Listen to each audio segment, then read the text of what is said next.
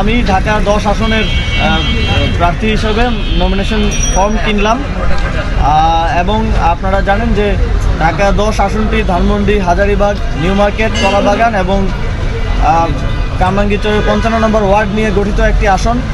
এই আসনের মানুষজনের অনেক আশা আকাঙ্ক্ষা আছে এই নির্বাচনকে ঘিরে এবং এই আসনের প্রত্যেকটি থানার ডেমোগ্রাফিটাই ডিফারেন্ট এবং প্রত্যেকের ভিন্ন ভিন্ন সমস্যা আছে এবং আমরা সেগুলো নিয়ে সামনের দিনে কাজ করতে চাই। ইতিমধ্যেই আমরা জনগণের সাথে কথা বলছি, তাদের সমস্যাগুলোর কথা শুনছি, সম্ভাব্য সমাধান নিয়ে আমরা কাজ করছি যে কীভাবে করা যায়।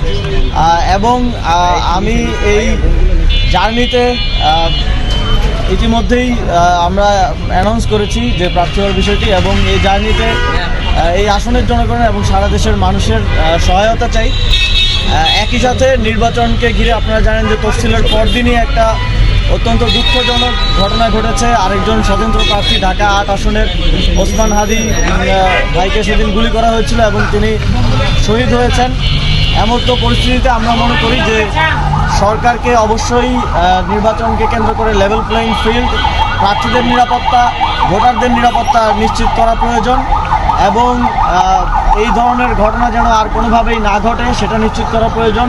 ওসমান হাদি একজন প্রার্থী ছিলেন, তিনি নির্বাচনের কার্যক্রম প্রায় 2 মাস আগে থেকেই শুরু করে দিয়েছিলেন। প্রতিদিন তিনি প্রচারণা করতেন। তিনি গণতান্ত্রিক উত্তরণের পক্ষে ছিলেন এবং নির্বাচনের পক্ষে ছিলেন।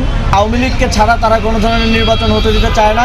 আমরা স্পষ্টভাবে বলতে চাই যে বাংলাদেশের গণতান্ত্রিক রূপান্তরটা এখন অত্যন্ত গুরুত্বপূর্ণ। বাংলাদেশের সামগ্রিক স্থিতিশীলতা, সার্বভৌমত্ব এবং স্বাধীনতা রক্ষার জন্য এই নির্বাচন যেন সঠিক সময়ে এবং সুষ্ঠু ব্যবস্থাপনার মধ্য দিয়ে স্বচ্ছ এবং নিরপেক্ষতার সাথে অনুষ্ঠিত হয় সেটা কামনা করি এবং সরকার এর জন্য প্রয়োজনীয় সকল ব্যবস্থা নেবে, এটাই আমাদের প্রত্যাশা থাকে।